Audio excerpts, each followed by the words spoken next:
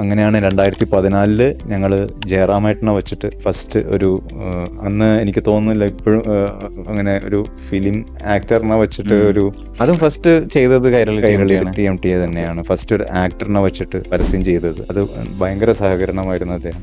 നമുക്ക് ജനങ്ങളിലേക്ക് പെട്ടെന്ന് അതെത്തി. അത് അന്നത്തെ ക്യാമ്പയിനിങ്ങും ഭയങ്കര രസമായിരുന്നു. അതായത് ഞങ്ങളുടെ ക്യാമ്പയിനിങ് ഒരു സ്പെഷ്യൽ ക്യാമ്പയിനിങ് ആയിരുന്നു. എല്ലാവരും ഓർമ്മയുണ്ടോയെന്ന് എനിക്കറിയില്ല.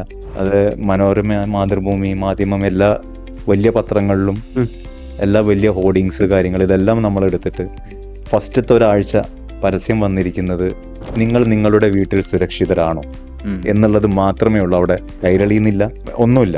ഇത് മാത്രം ജയറാമേട്ടന്റെ ഫോട്ടോ. ഇതായിരുന്നു അത്. അങ്ങനെ ഒരു ആഴ്ച, ഒന്നരാഴ്ച. അപ്പൊ ജനങ്ങളുടെ ഇടയിൽ ഒരു ക്യൂരിയോസിറ്റി ആയിരുന്നു, എന്താണ് ഇതെന്താ സംഭവം എന്നുള്ളത്.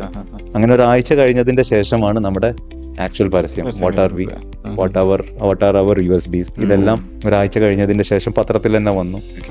അതിൽ നമ്മുടെ ടെക്നോളജീനെ കുറിച്ചിട്ട് അപ്പോഴാണ് നമ്മുടെ ആ ലേറ്റസ്റ്റ് ടെക്നോളജി കമ്പനി നമ്മൾ പ്രൊഡക്ഷൻ അപ്പോഴാണ് നമ്മൾ സ്റ്റാർട്ട് ചെയ്തത്, ഇംപ്ലിമെന്റ് ചെയ്യുന്നത് അപ്പോഴാണ്.